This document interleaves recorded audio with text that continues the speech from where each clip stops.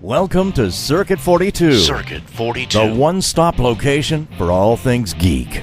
This episode is brought to you by our sponsors, Dragon's Lair San Antonio and Gotham Newsstand. Sit back, relax, and most importantly, enjoy another episode of Circuit 42. Circuit 42.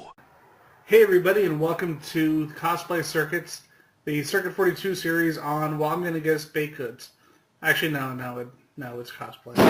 I am your host, Ian McIntosh, and I'm here with my co-host. This is Aaliyah Mack. And we are here with our special guest, Keenan Baker, a.k.a. Aquarius Taught Me Cosplay. Greetings and salutations, and thank y'all for having me on here. So for those who don't know, there's like 5 people on some corner of the internet. There's 6 sad people. Who are you, and what do you do? My name is Keenan, like you said. I am a film producer. I do visual effects. I do directing, sound design, a whole bunch of that stuff. Basically, film is life. And I'm also a cosplayer in my spare time. I've been cosplaying for about, I want to say, 5 years now. Yeah, my first convention was Dragon Con, and I didn't cosplay that very first time, and that kind of changed my life completely. Like, just seeing so many people who were, like, share the same fandoms that I do, and I kind of felt like it was a accepting environment, and I'm proud to be a part of it till this day. So before the show started, you were telling me that you've only been going to conventions for about 7 years now. Was it 7 years or 7 conventions?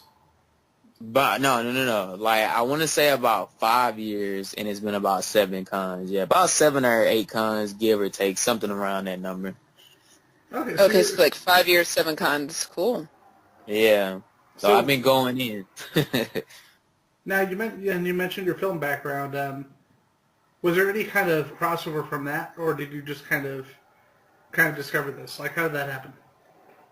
Oh, so I wouldn't say. Well, all right. Well, I'll say this. So I actually got into cosplay first, and then I don't want to say cosplay caused me to get into film because I already kind of got a love for it. But I did start doing superhero short films not too long ago. So I would say that cosplay did in a small way kind of, bridge into me doing shorts. So far, because I have directed some things, like I've done a Nike spec commercial, and I've done some other projects, but so far on the superhero end, I've done a Kid Flash short film called Run Wally Run, which is doing like way bigger than I expected it to. Like on Facebook, it's been blowing up like crazy. I think it's up to like 6,000 views now, and on YouTube, I think it's close to 2,000. So I'm very shocked, and I'm very thankful for it, and I'm very proud of what I was able to, put out there. And a huge shout out to everybody who was involved in that project. And up next, we're actually working on a web series for Static Shock. So we will start shooting that. Yeah, I'm excited. Like, we just got the script and everything finished. Shout out to my friend Zach. He's doing all of the writing and everything, and I'll be acting in there, and we'll start shooting around June. Oh, wonderful. So I guess this is going to naturally kind of bleed into my next question. The next question here for us is being a creative, not just a person who's motivated by these franchises and kind of to find not only your outlet, but you're also using these mediums. How have you been inspired by the response of Black Panther? How does that affect how you go into your project now with Static Shock? That's a awesome question too. Okay, so I have been reading comics since I was like little, maybe like age 10, due to my father and some of my close cousins. So I actually came up on everything almost. But that is one thing that I always saw some of their, I guess you can say, lack of was people of color being in comic books. So I would automatically spring towards, like titles by either T'Challa or John Stewart, Green Lantern, Static Shock, like all that stuff. Like I actually love it. So it's wow. Like it's at this point, it's so overwhelming to actually see us like just on the big screen. Like it's an amazing feeling, because there was a part of me who was like I've seen like the older things, like shout out to Blade and like all that type of stuff, Beer Man, Blake Man. yes, and I love all of that stuff. That's where all this stuff like it actually started at. But I mean now with how special effects and like all that stuff has come an extremely long way, I feel like it's a completely different playing field now. And I think that our representation, that is like, it's pretty much like it has reached like whole new height. And I feel like with Static, like we have actually. Sorry. Huh? I said someone's phone is buzzing. Sorry. Oh yeah, that was mine. My bad. But so I've been watching a lot of Black Lightning, and that's probably like my favorite. Yes, that is my favorite superhero show currently right now, next to Flash. Like I've just fallen in love with it, and I think what Well, you're Wally West Kills. Let's just tell that to our 5-6 people that are listening right now. If you don't know, please go find him, look at his pictures, and kind of melt a little bit inside about his Wally West. Okay, go ahead as you were saying. No, thank you so much, thank you. But yeah, so I've been watching a lot of Black Lightning, so I've been taking a lot of inspiration from that production, like as a whole, because I can appreciate how it's so pro-black, but it doesn't try too hard. So it still gives you that superhero like aspect that you want, and at the same time it can represent us. So I just, man, I'm just loving it right now.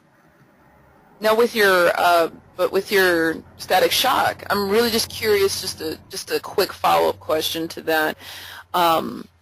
He has a very interesting story, and it's very much our stories in terms of the difference with Black Panther being, that's in a fictional country that's in Africa. However, Black Lightning, Luke Cage, this is happening stateside, including the story of Static, but that is really fresh to that 18 to 24 demographic. It was when I was 18 to 24, and it still is today. So with your project, what part of that story are you seeking to explore? Is that something you want to keep under wraps? What would you like to contribute to that? Well, because like I have been in talks with Zach, which is the guy who actually said he is writing it, and we're actually taking not too much, but a lot of inspiration from the comics and the animated series, but like kind of putting our own twist to it, so that it's not like a complete change. But I would say, like, because I know in the animation it went into a lot of stuff, like whether it was gun violence or race relations, like all of that type of stuff. And I know that like we actually want to actually have that in there as such let me see how I can put it, to like kind of cause people to actually leave with something. So yeah, so it's kind of like that. We don't want it to be, because I'm trying to think of how I want to put it. We want to stray away from the whole popcorn flick genre. So, and that's one thing that I really liked about Black Panther was that it didn't just give you just action. Like, it gave you so many messages, and it dug into so many things that you typically don't get in your average superhero film. So I definitely took some like inspiration from that. But I know that, and it's like I said, we actually want people to leave this like, wow, like I can understand that, or wow, like I actually really, really learned something from this production. And it doesn't have to be just, people of color. Like, I want everybody to actually take something from what we put out there, basically. The thing that's really interesting, because I've been reading the Static Shock comic. I read them back when I was a kid, when the comics first came out. Yeah. Because from the whole DC Milestone one, and even though those books didn't last a long time, a lot of the characters aren't really that remembered. Like, it's crazy because most people who read Static, they think that it's from the 2000s, and like it's probably one of the few like 90s comic book characters to really have an impact now. And yes, hear that. And it's one of those things. I will say this: when I think if I remember, I think it was John Paul Leon, he decided to change the costume to one that was more like the one in the show. Because the first one was literally just a black costume and a hat and a Malcolm X hat, and I'm like, I'm really glad the design changed a bit, because it's like the minimal style is cool, but it just seems like a dude with a hat on. Yeah, man, I said the same thing like that. I love the costume change. Because I've been reading the New 52 run, which that one didn't really last that long either. It was good, but yeah, and it actually was, which kind of shocked me, because I liked the New 52, but it was certain titles that I couldn't really get into. Yeah. Like, I didn't like the changes to the Teen Titans and like all that stuff. Like, there were certain titles that I couldn't get into, but I love the Batman runs. I love the Green Lantern runs, like all of that type of stuff. But his suit that was in the New 52, it was, kind of like a hit or miss with me. Like, I kind of liked it, but I kind of felt like that the color scheme tried to be too futuristic, like, if that makes sense. My favorite is actually from Batman Beyond. And Batman Beyond Justice League, when you get to see him as an older man. Yes. That costume, he looks like Dave Fennoy, the guy who played Lee on The Walking Dead. Yeah, I got you. Yeah. Well, man, I love the animation. That is one of my favorite things when it comes to Static, period. And that suit change, that's what the suit that I'll be making. It won't look exactly like it, but it will be inspired from it. Because I did a prototype version for it last year, and it's on my cosplay page too, to where I incorporated with the leather jacket and all that type of stuff to kind of give it my own flair, and I didn't want to take too much from it. But now I'm going to be taking that same look, and I'm going to be upgrading it. So I'm adding chest armor to it, and I have a friend, Brett Yee Cosplay, who he does my LED lights for me. So my chest will glow and my arm gauntlets will glow. Oh, wow. Yeah. So like, we're really, trying to make it look as TV professional as we possibly can. Mm-hmm. So definitely. Yeah. So, one of the things I wanted to ask about regarding Static Shock, I know a lot of listeners may not actually know about this, but have you heard about the controversy with them trying to bring back the Milestone universe? I've heard a little bit about it. Like, I heard that DC is supposed to be returning his comic run, I think it is. And they talked about it last year. I think it was last summer. And they were talking about bringing back Static's comics run. And I heard that there was some controversy, but I'm not sure what the details were. It basically leads into my continuous hatred of Reginald Hudlin. Mm-hmm. Because not only did he write a really, really lame Black Panther run after Christopher Priest, who made it awesome. Yeah. But apparently, because Dwayne McDuffie passed away right as they were finishing Justice League. Yeah. And him and his wife had co-ownership of Static. Reginald Hudlin never went to her. Like, he never got her permission. And so... Wow. Okay. He did one of those Ask Me Anythings on Reddit. Somebody asked about it before I got a chance to. He refused to answer it. He answered every other question, but he refused to answer about the controversy and the potential lawsuit. Yeah. Wow. Yeah, he's basically pretending it's not happening. Yeah. And I hate that it's happening to him because I feel like Static is one of those characters who he has deserved his spotlight. Yep. And I feel like that he just keeps getting swept, and it's well. The fact is, all he would have to do is basically get Dwayne's wife's permission and pay her to use the character, and it's like, dude, how's it that you have so much money, Yeah. and you just made a big movie. Just do what you need to do to get this done. Don't be an asshole. Mm-hmm. Yeah. Exactly. Oh yeah, you can swear on the show. It's not a problem. Oh, all right. But I honestly don't know. Like, I feel like with not everybody, but with a good chunk of people, it's like the money goes straight to their head, and greed and all of that stuff kind of, takes place. And I feel like that's exactly what he's going through. Because it's like you said, all that he would have to do is just hit her up, sit down about it, and just ask to, use the rights and pay her for it, which is not that hard because, like you said, he has a bunch of money. Like, why not just do it that way? But I mean, people, man. Pretty much.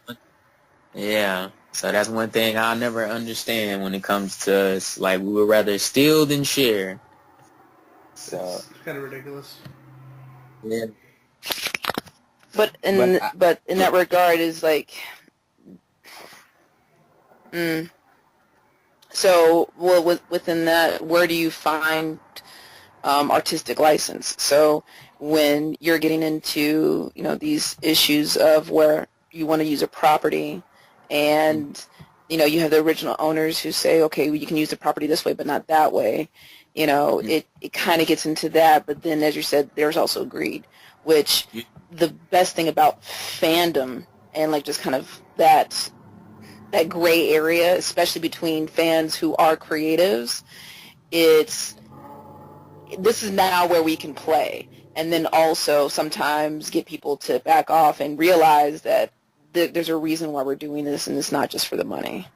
Yeah, yes, and that's one of my biggest things when it actually comes to comic book films. Like, I feel like a lot of stuff just gets hurt, and it's all because of the money. Like, like if they don't too much care about what the fans want, like, it's all about what will sell, basically. And I feel like that kills a lot of creativity. And I mean, like, this didn't just start, but I feel like that it's at the point now to where so much things could be coming out, like so much creative content could be getting made now, but it's kind of like we keep returning to the same stuff just because they know that it makes money. And killing the creative aspect.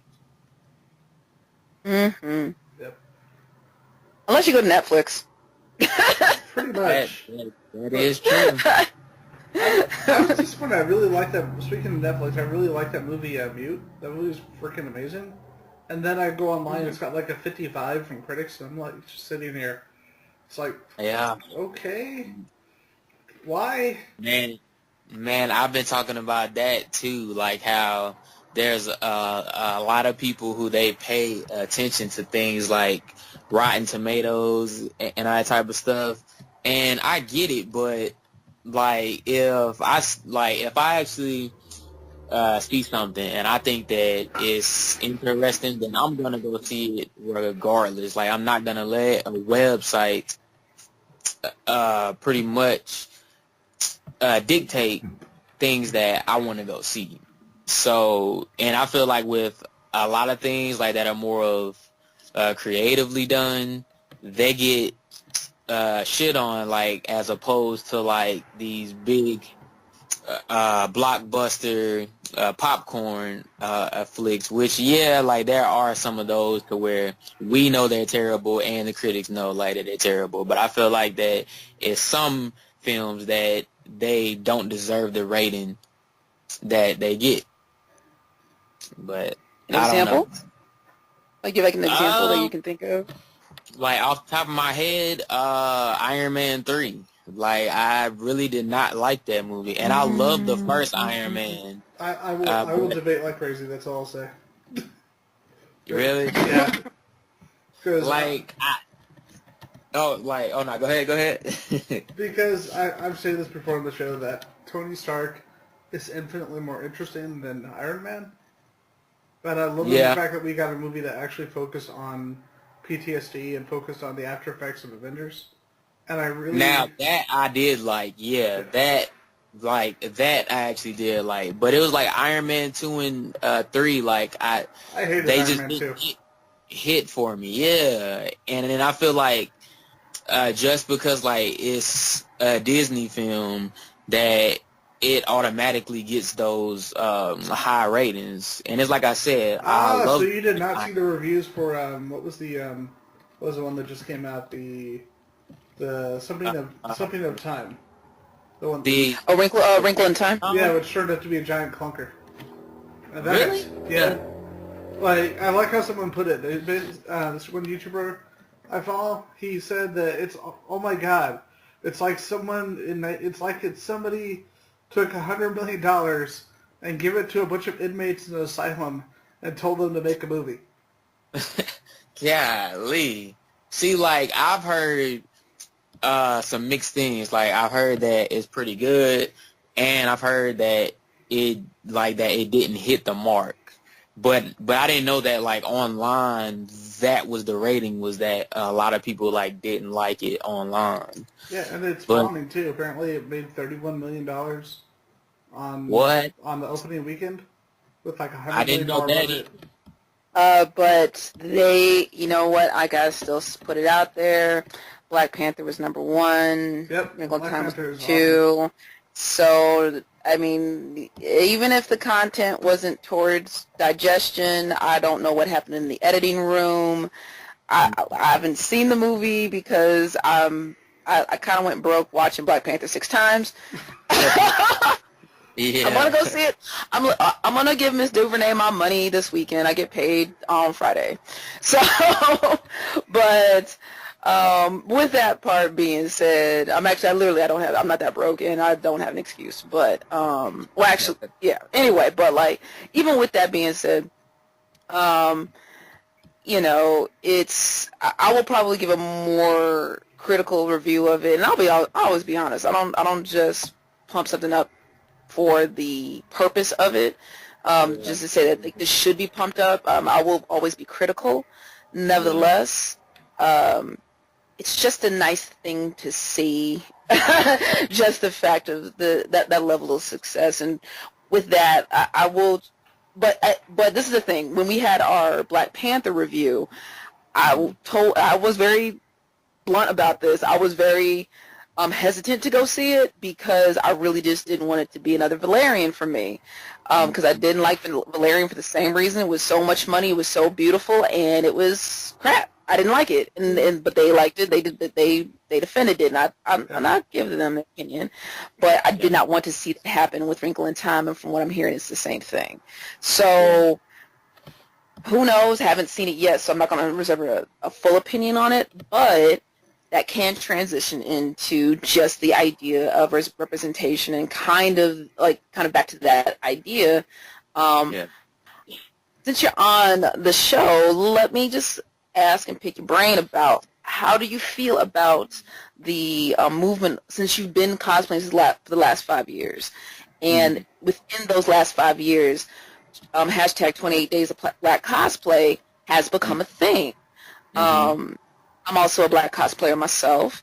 I don't have the following that you do, but I do enjoy dressing up and getting in the characters that I identify with, and I feel that I bring my life to that. Yeah. And vice versa. So with that, just your thoughts and ideas and kind of responses as a cosplayer who's grown with that. Yeah. Well, man, I have seen a lot of the beautiful, and I've seen a lot of the ugly. When it comes to that, yes. And because I have done 28 days of black cosplay. Like I did it last year, but I wasn't able to fully keep up with it like I was for this year.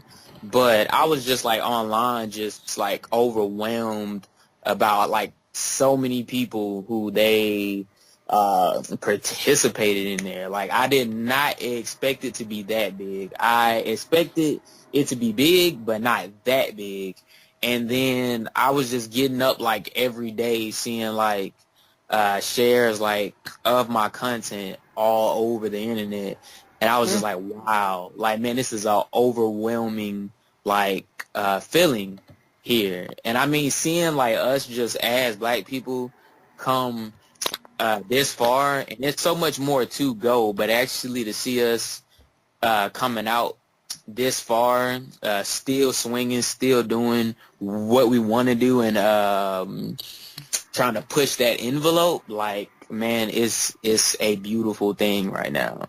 And I feel like us with our representation through cosplay and through film and all that stuff, I actually really feel that if we wasn't getting all of our shine before, that it's starting to come to the light now.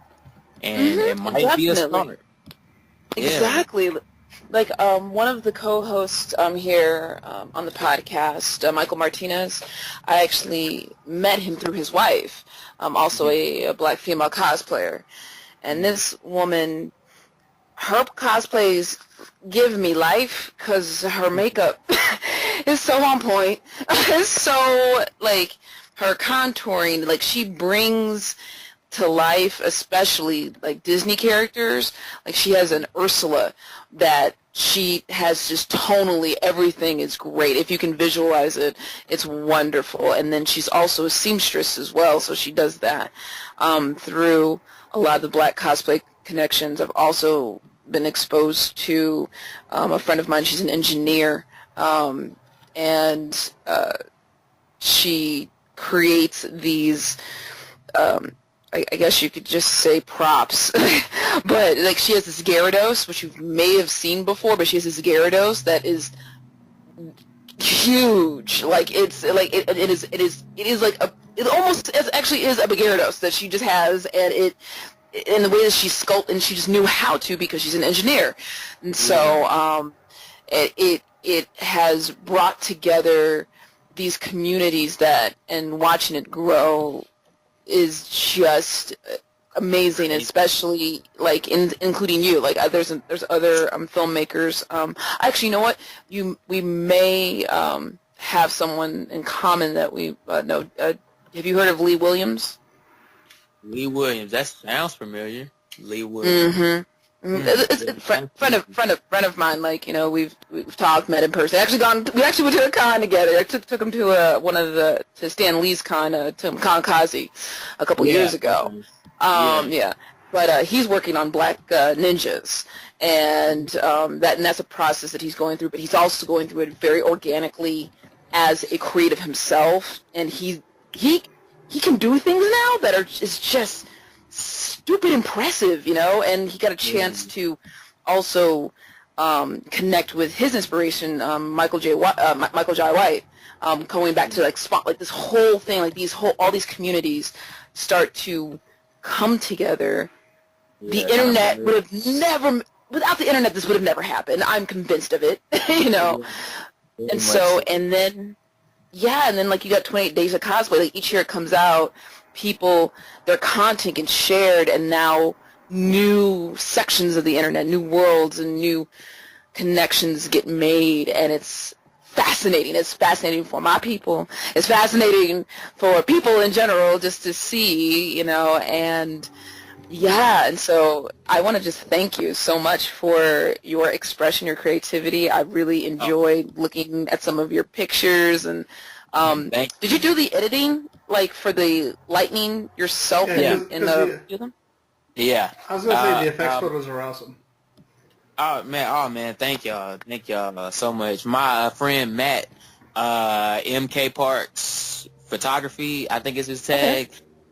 He shot all of my photos for me, and he let me go in, and I did the edits, and then I added in the lightning, and that was it. And it came out like really, really good. And it was like my friend Bobby, he actually he showed me how to put all of the armor together and everything. So I've learned from him, and he's another black cosplayer who does some some spectacular things. So hey, trust me that I understand exactly where you're coming from, because I'm seeing a lot of our content out there.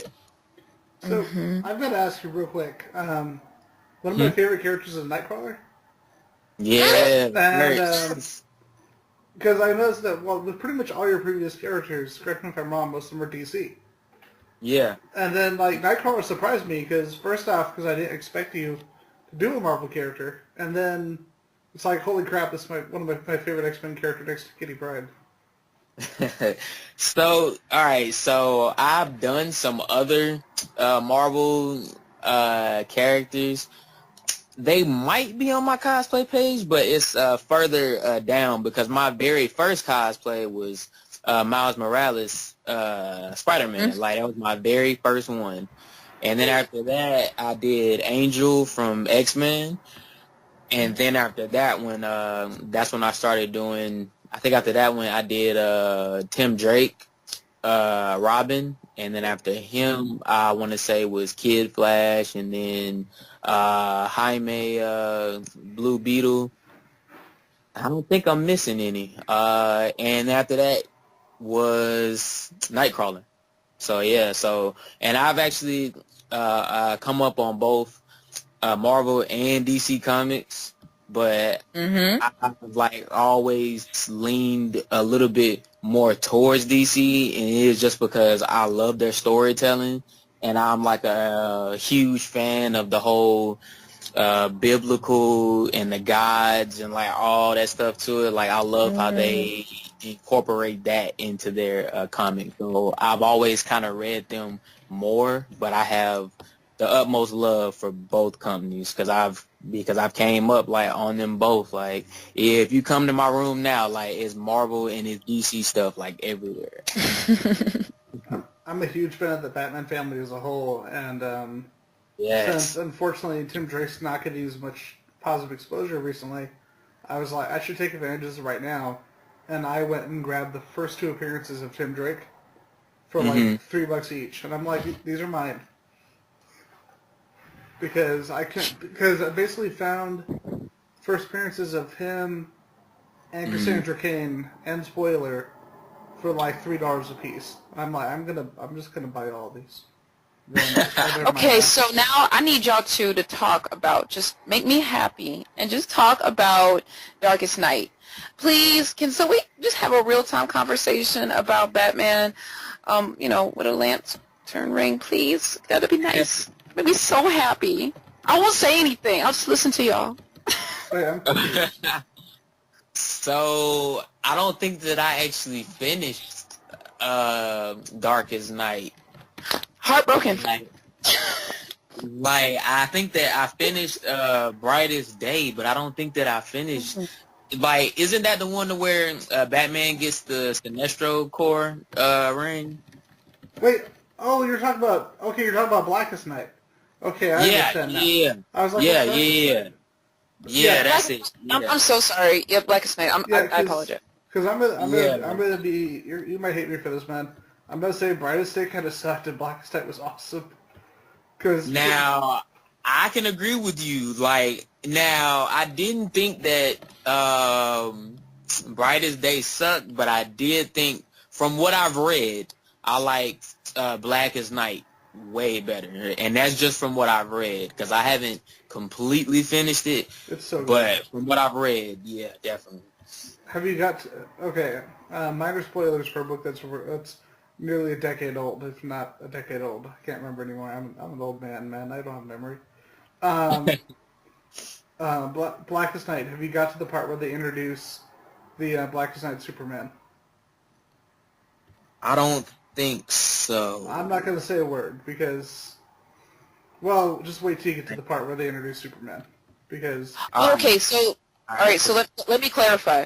What I'm talking about is that it was a one-shot, kind of like, one-off comic, graphic novel, I should say. Mm-hmm. It was actually, it was called Batman in the Darkest Night. Night spelled like the Dark Knight, but in the Darkest Night. And that was when Batman was actually, when he becomes the Green Lantern, instead of Hal Jordan. That storyline. I remember so hard. I need it. I need it. I don't know about other people that talk about it before. You're talking the Elseworld story, the one from the 90s. Correct. Yes, that comic is awesome, and I don't know if you have a copy, but no. See, I had thought that she was talking about the DC metal one. I'm still waiting for the omnibus because it's like there's way too much for me to pick up at this point. Oh, that one is really like the entire Dark Knights, like the dark what you call it, the dark multiverse, like with the Batman Who Laughs, like all of them. Oh my God, like it's so freaking good. Like, oh my God. And it's one. I understand why I kind of came into the conversation this way. I was just like, can we talk about it, please? Oh man, y'all have to read those. They don't know what to do with me.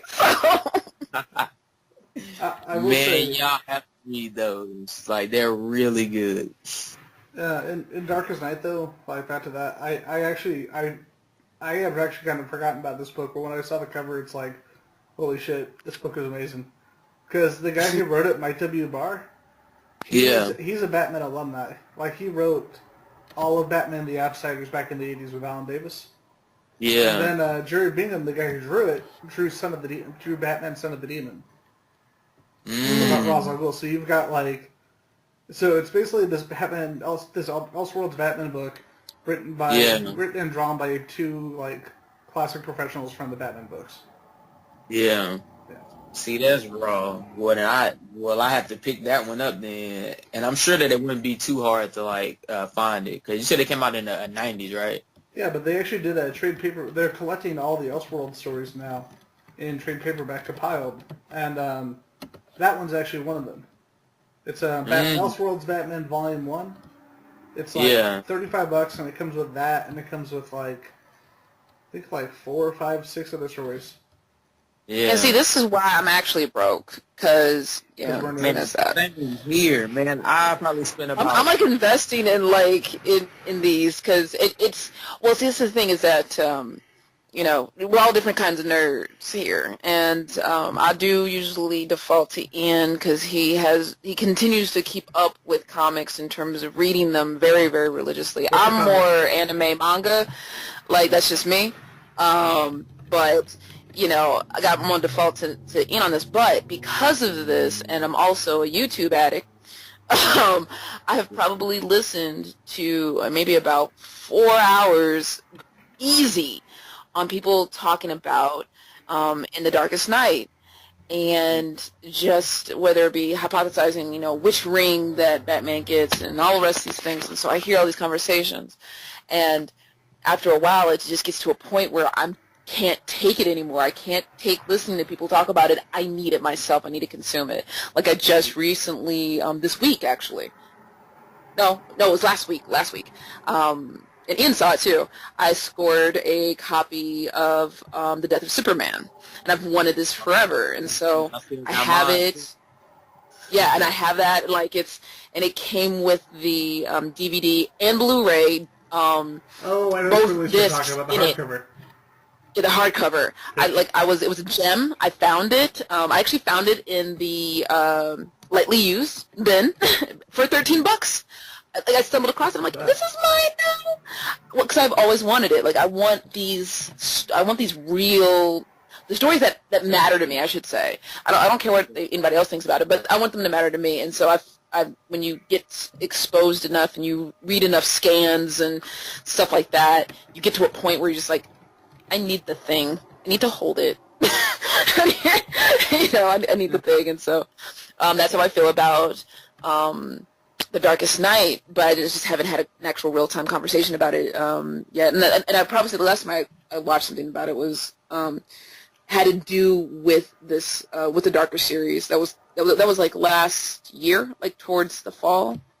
Yeah. See, now I want to do now I want to do an Elseworlds episode and just talk about stuff like that and Batman Man Bat and Superman Red Sun and do one of all of those. Oh, that's Red Sun. That's I reference that so often because a lot of times when it comes to all of these franchises, especially the general public, they are just used to, Batman, Smallville,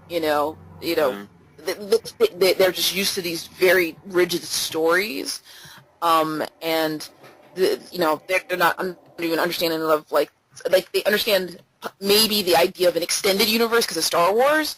But the fact that you can have multiple universes, there's actually infinite. There's the Infinite Crisis. There's all kinds, and that's just in DC. And then with Marvel, they had that whole What If series. Did you ever read Multiversity by Grant Morrison? That's up to you, Ken. Either one of you. I know what it is, but I haven't read it though. You said it's called Multiversity. Multiverse, yeah, I have heard of it, but I haven't read that one. It will warp your mind. I'm going to tell you that because it's Grant Morrison being allowed to be crazy. Man, it's just the fact that it's Grant Morrison that, I already want to read it. Dude, I'm a huge Grant Morrison fan too, man. I didn't get to interview him, but we actually had Chris Burnham, the guy who drew all of Batman Incorporated, and he worked on the Batman Robin series with him too. We actually had him on the show last year. Oh, wow. Yeah. Who did the art for it? Multiverse was done by several artists because each issue is set in a different reality. There's one that's set in this Axis version of the DC universe, and that one's actually drawn by Jim Lee, and he specifically asked for him to draw that one. Man, that's my boy. Dang, man, that's what's up. Well, I have to read this now. You just giving me new stuff to skim through. See, that's the upside and downside of the show, man. Because we make our co-hosts and our guests end up broke, and then we feel sad. It was beautiful. Hey, my side gigs. I'll figure it out. It's University. Wait, is this the Earth 2 Superman? Yes. The Earth 23. This looks Superman. familiar. Yeah. Multiversity is freaking amazing. I mean, and then you got Frank Quitely and Ivan Reyes and Cameron Stewart and Jim Lee doing the artwork. And it's Okay, yeah, like man, I definitely have to check this out because I've seen this before. Like I've seen this cover, and I recognize the Earth 2 Superman that's on here. That's crazy. Yeah, thank you for that. Now I have some new content because I have about 60 books that I just bought that I have not read yet, and I'm about to add to it. Yes. The one I still need to pick up is the one I still need to read, and I'm guilty of not reading this yet. Is Vision by Tom King. Like that's the big one I still need to pick up. Is there any business I need to pick up? Well, I know there is, but I know what I'm currently reading. DC Metal. I just got X-Men Blue and Gold, so I'm gonna dive into those. And X-Men Red just came out too. Yeah. I had to get that one too. But I've been reading like a lot of Flash too, because Flash War just came out, I think last month, and I started the first one, and now I just read the second one of that a couple nights ago, and oh man, like it's really good. And I think issue 3 just came out, I think that was yesterday. So I had to go pick that one up probably tomorrow. And I always go in just for maybe 1 or 2 comic books, and I always leave with 17. So I'm used to that now. I've been binge reading light omnibuses. Like I just read all of Grant Morrison's New X-Men. I read all of Mark Waid's Fantastic Four. And right now I'm reading Joe Kelly's Deadpool, like the entire thing. Ooh. Nice. Very cool. Very cool. I'll have to give my shout out to this is what I don't like about the internet or my comic book shop. They let me down and then they brought me back, which is good. So I shouldn't say I don't like it, but it was too much changes, too much drama. With my comic book series, I started last year picking up American Gods. And love the artwork on it. I'm very familiar. I've read the book, the actual novel. Have consumed the live action series. Loved that as well. They brought a lot of things to life, and I was really happy with that treatment. And then now they are releasing that in comic book form and comic format. Not graphic novel, but just straight issues. For me, comics started, actually, my comic book collecting, or I should say graphic novel, because that's actually where it started. Started with Giant and the Homicidal Maniac and then Sandman. Sorry. Yeah, that's where it started. Well, actually, that's not true. Bone. Bone was the very first comic book I bought of my own volition when I was a kid. You're going to hate me so much. I got to, back in 07 at San Diego, one of the many people I forgot to meet that I literally forgot about. I got to meet Jeff Smith. Oh, wow. Yeah. Forgot? Yeah, because I met I don't mean to brag, but I've met so many people that I legitimately forgot till just now. Like, I met him, and I met the creator of... you did meet him. I thought you forgot to, and I'm like, why did you forget? I met him, but I forgot that I met him until I just now. Because I remember... You know what? It's kind of funny. I totally and that I don't hate you. That's awesome that you met him, but I understand what you mean because I forgot until a coworker today was just asking me about something. I can't remember what the context of the conversation was, but I forgot that I had met Stephen Hawking. I totally forgot it. Like I just, between him dying, I totally just. Well, the reason why I forgot my friend at work was like, why did you not said this until now, and that you've ever met Stephen Hawking? Because I'm like, because it's not like he really acknowledged my existence. He was introduced to me. He was like, this is Aaliyah. She, does neuroscience research. That's what I was doing at the time. She's, creating. It was part of my thesis. Well, anyway, the person that was introducing me just said that was like, this is Aaliyah, she does neuroscience research, this is the purpose of her study, and then moved on to the next person that was standing next to me. This is Kate, and that's it. That's all I got, and I got a look from him. Really cool. That's it. He just looked at me and he was like, okay, that's what you do. You know, he didn't say anything because I'm sure his words through his machine were very, very particular. And so I was just in the line of like, it was me and 5 other people, right? Well, 5 people total, 4 other people. It was just a person that knew him, and they just kept talking to him, and I just was quiet because I was like, I ain't saying nothing at this point in time. You know, if I'm smart enough to be in the room, that's it. That's all I need to know, right? But yeah, I totally forgot it. I totally I haven't put it on my Facebook or anything like that because it's to me it's not a significant thing to mention, but yeah, I just totally forgot about it. Totally forgot about it until it was just something insignificant that my and it had literally nothing to do with him dying or something, but it was with something like adjacent to that, and yeah, it was something very similar. But you meet so many people that it starts to, you know, like I met Timok. Like Timok made me blush. We actually had real conversations. We've met actually multiple times. I don't know if either one of you know who Timok is. Timok is the actor that played Bruce Leroy, Bruce. Hold on. Leroy Green in The Last Dragon. We lost Keenan. Let's see here. Pausing. Oh, I don't pause. Oh, I have no idea what happened. The thing shut off, and I don't know. She was saying that she met Timok from The Last Dragon, and then your Skype cut off. Yes, Timok from The Last Dragon. You know, Keenan, you know who he is. I'm trying to piece the face together because I know who you're talking about, but I'm trying to put the face with it. So the movie The Last Dragon, the lead guy, so there's Shonuff, you know. Holy shit! Okay, now I know who you're talking about. Oh yeah, though.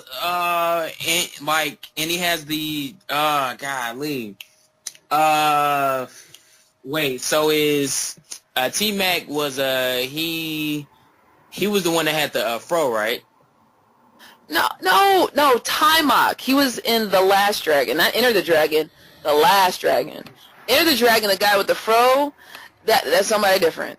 This, who I'm talking about, Timok, he was in Barry Gordy's The Last Dragon. This is a pretty significant film when you talk about martial arts films, especially the resurgence of the genre between the 70s and into the 80s. He was the first, I would say, he was pretty much the first black male lead that wasn't, 10 feet tall or something like that. Like he wasn't ridiculous looking. He wasn't actually a character supporting another character, and it also wasn't a blaxploitation film. This was honest to goodness, kind of nerdy black character, but he was powerful, and he was facing off against almost the stereotype of Shonuff, like this real aggressive, who's the master? That guy. Yeah. Shonuff was amazing. Yeah, so he was Bruce Leroy. Correct. Yeah. Okay. Now I know who you talk about. Yes, and so I've met Neil Gaiman, I've met John Waters. There's a lot of people that I've had a chance to interact with over my life, and but as the memories come and stuff like that, and just being in this situation where you can understand this as a creative and as a cosplayer. Mm-hmm. Both Ian and I, obviously do stuff like this quite regularly, and sometimes you meet all kinds of people and you just literally forget. But I'll never forget meeting Lou Ferrigno, and he told me I made a good storm at San Diego Comic-Con. That memory will never disappear, ever. Yeah. That is pretty cool. And your original acknowledges you while you're in cosplay. Yes. See, and if you weren't paying him $50 and you did that, that is even more amazing. Because I've met Lou Ferrigno. Lou Ferrigno could be a cool guy sometimes, and then I saw him yell at a 4-year-old.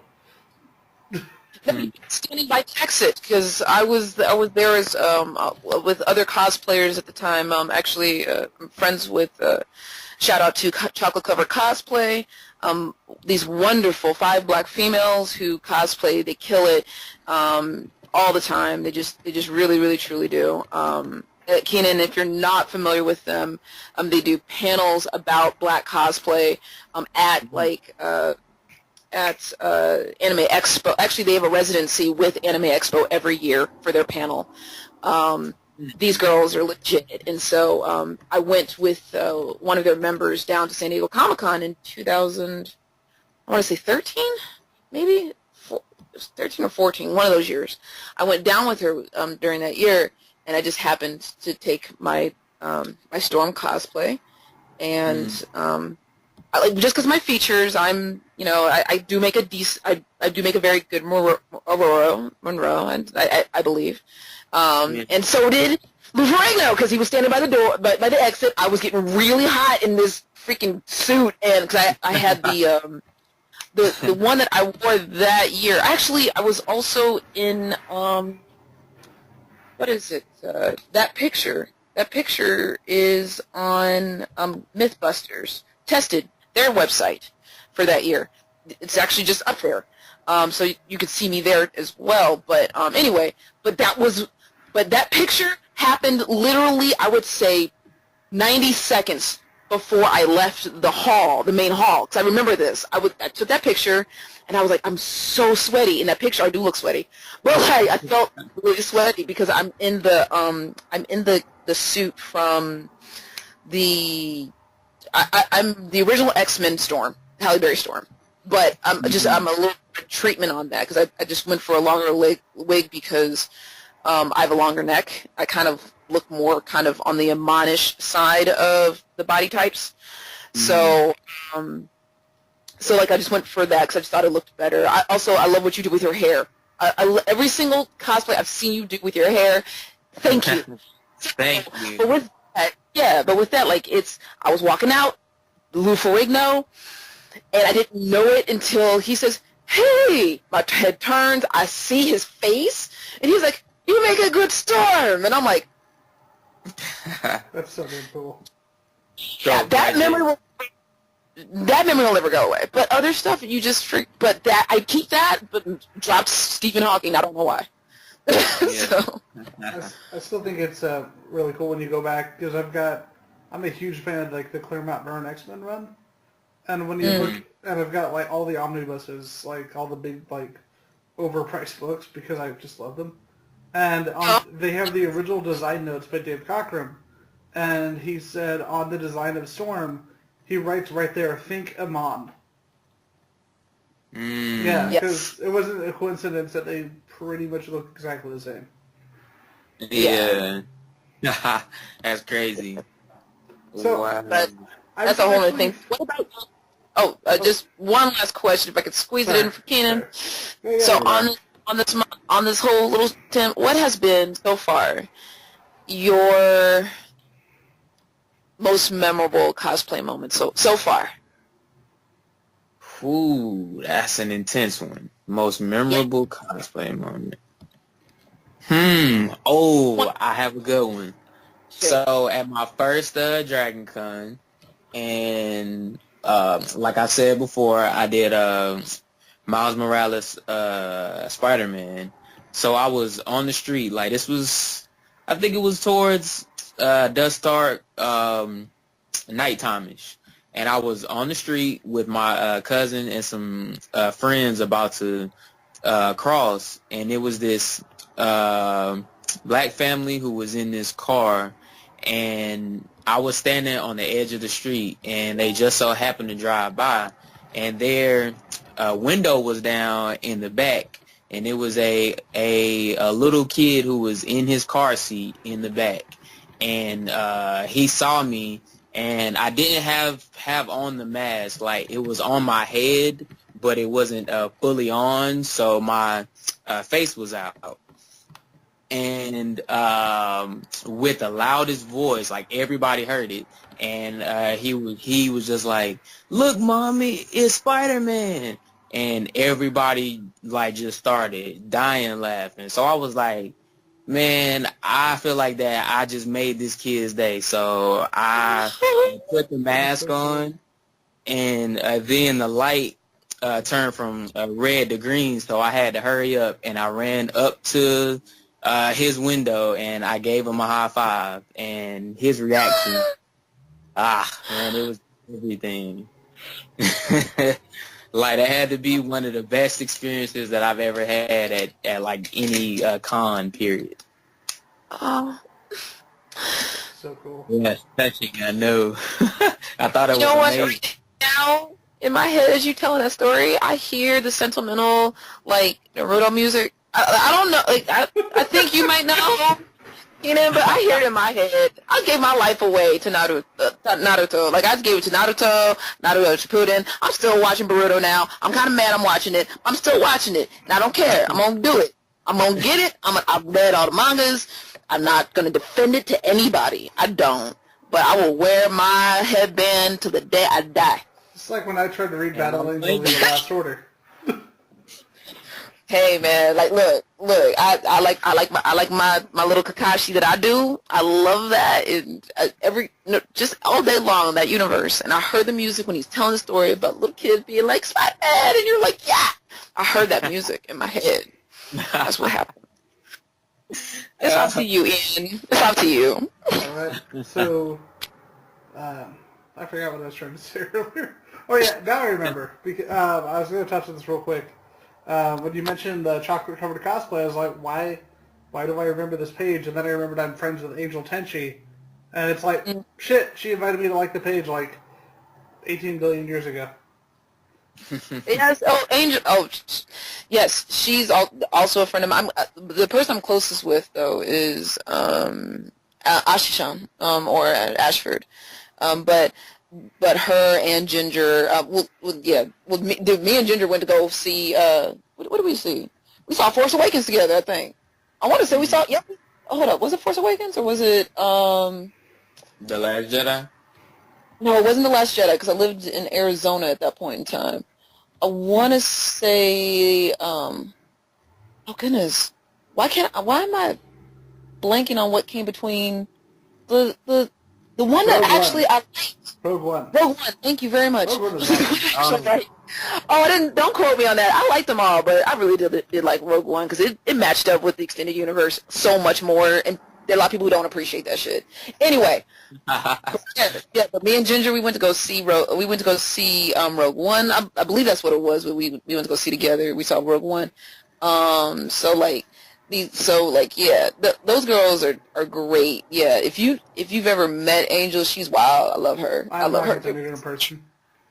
Yeah, she's pretty cool. But back to the cosplayer that we do have on deck, it's been fantastic. Like literally, talking to you feels like I'm talking to them. It feels I'm talking to community. I'm talking to home, and so this has been very wonderful to get to talk about those types of things. For you guys to kind of get into like, kind of just gushing off of all the things that are happening right now across franchises. Like I don't know how y'all do it. I seriously, there's like 4 different, like how many flashes are, I'm going to just appeal my ignorance. How many flashes are currently going? Are we talking about the current flashes, or are we talking about just flashes in general? Because you got Barry, you got both Wallies. Going, because I know it's more than one, because that's just how that works. And then you got Impulse, or Kid Flash, whatever they want to call him, and then you got Jay Garrick. Mercury. Well, like he wasn't a Flash though, was he? Max Mercury. He was kind of a Flash. He was like, dude, I want to go back. See, now you're making me want to go read Impulse. Because Impulse was awesome. Yeah, because I knew like him and Jesse Quick and all them were speedsters, but I couldn't remember if like they ever took up like the Flash mantle though. Because I know, like, Impulse, Wally, Barry, Iris was Flash in the New 52, I think it was. And I think that might be it that I can think of off the top of my head. Yeah, because it's just that, and then you have Jay Garrick from the Golden Age. Yeah, with a big Jake, metal that's pot my- on his head. I'm yeah. just happy because I actually this literally just popped up on my feed. Do you know what's coming out in August? They're No, doing an omnibus of Mark Waid and Humberto Ramos's Impulse. oh man. Like they're doing a complete omnibus of the entire run, so I can finally stop having to hunt down white back issues. See, all right. So Keenan, you have to come back at some point in Definitely. This is a time, lot of fun, and man. we're gonna have to then get our other co-host on here because I'm sure they'll listen to this and they'll be like, I wasn't there, and I'm like, I'm sorry, I don't know everything, but Ian knows a lot. I would love to discuss between all of y'all. Let's just talk about these speedsters. I'm serious. I love that breakdown. I love that breakdown in terms of concept and character build.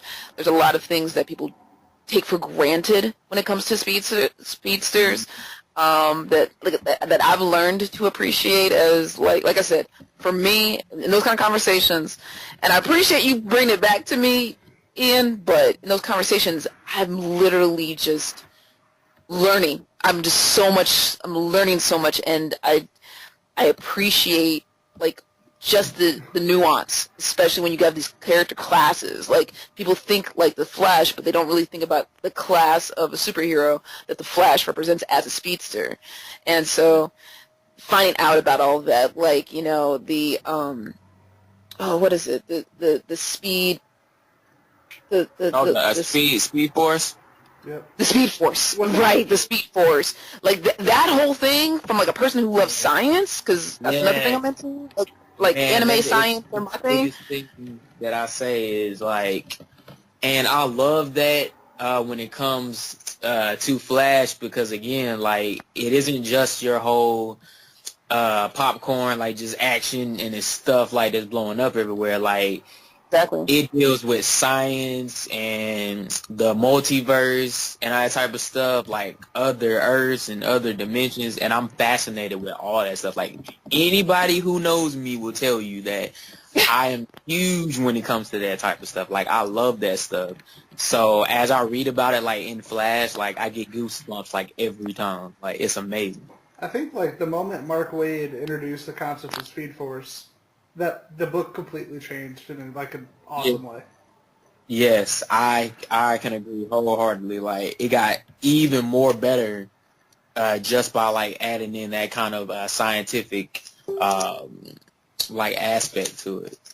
So I can agree. Alright. So what?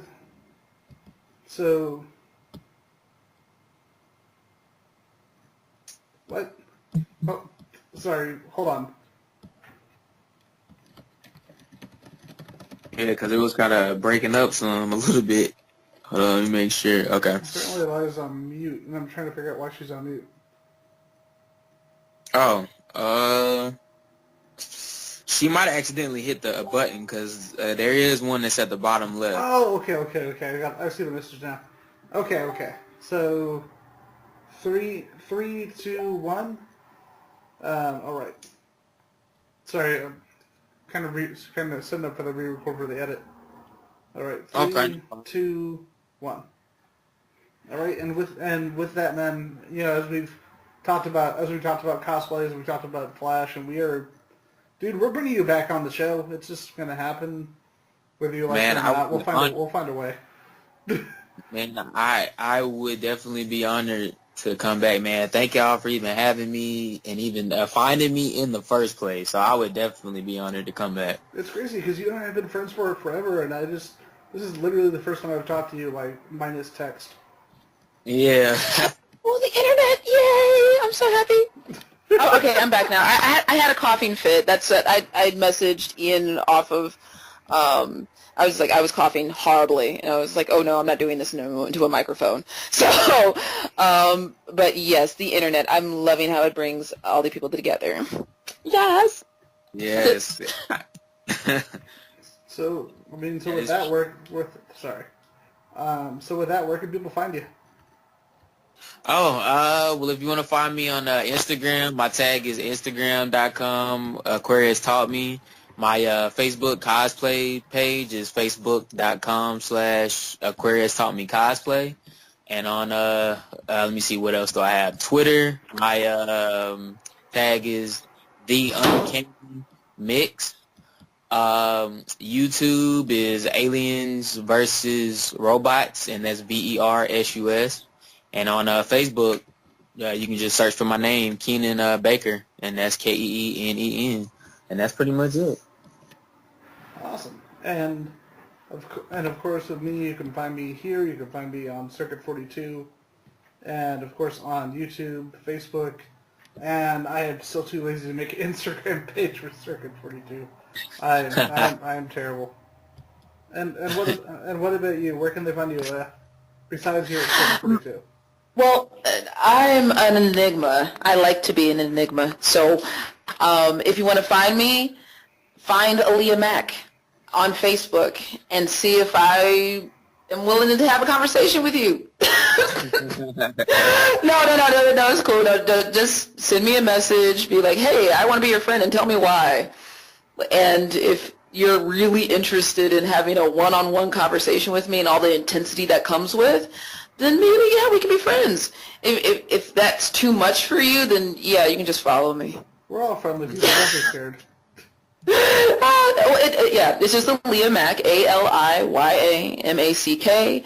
Occasionally I will do panels, so I'll promote that when it comes up. I also have a day job, so I do have slightly I don't have a secret identity, although I have the Superman glasses.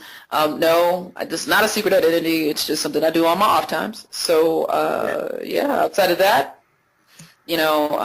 I do promote things as they happen, but I'm more here just to be a geek and support those who are doing amazing, like Mr. Keenan. Thank you. And you have to come, I'm not sure if you have already been, but you guys have to come to Dragon Con, because, oh my God, that's the best con I've ever been to, period, and it would be awesome for all of us to be able to link up. So Dragon Con, so just to plug that part of it, because that sounds like your home con, isn't that usually in the fall or summer? Yeah, it's in the fall. It's this year it'll be August 30th through September 3rd, and because it was originally. Yeah, they actually just changed it. Yeah, because it was a 4-day con at first, and then Thursday was day 0, but now they changed it. So now Thursday is an official day, and Wednesday is day 0. So almost a full week now. Actually, I'm looking at it for this year. It's actually showing Thursday through Monday, but maybe the website is just inaccurate. Oh, no. Because it would be because of maximizing on the Labor Day weekend. Yeah. So they can have it bleed into that. Phoenix Comic Con does the same thing because they do that around Memorial Day weekend usually, because then they can add in more content. But yes, for Dragon Con, I've not had a chance to make it out east for a con yet, and I have so many connections I would love to connect in real life with, just to be like, yo, how you doing, and have us all melt in the puddles. It was just, especially this year with Wakanda, Dragon Wakanda. There's also a Wakanda Con 2018. Yeah. No dates have been released or anything like that, but apparently Black Twitter or Black Nerd Twitter, Blur Twitter, whatever, we all know about it now, and we're anticipating what that's going to be. But Dragon, especially, man, you have to. I'm gonna see if I can try to be there for day 0 or at least the weekend. So, man, that would be awesome. And I'm currently working on a new Flash now, too. So I'm doing how they basically did in the comics, where when Barry, quote unquote, died in Crisis on Infinite Earth, and then Wally, he became the Flash. So I'm kind of incorporating that, but in cosplay. So I'm going from the yellow armor to the red armor, and I'm gonna be bringing that to Dragon Con. So if you want to see it in person, man, that would be the perfect time. Awesome. I will accept that challenge. Awesome. Yeah, it was great. Looking forward to it.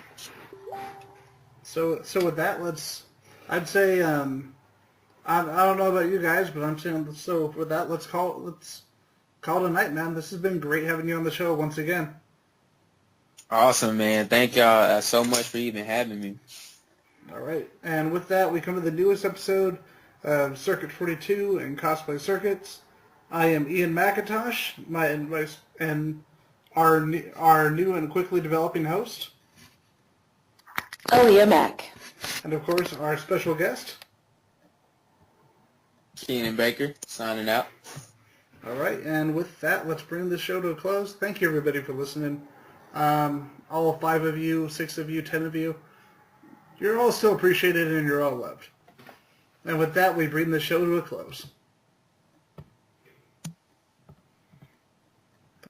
You've been listening to Circuit 42, brought to you by Dragon's Lair San Antonio and Gotham Newsstand. Join us for our next episode. For all things geek. Circuit 42.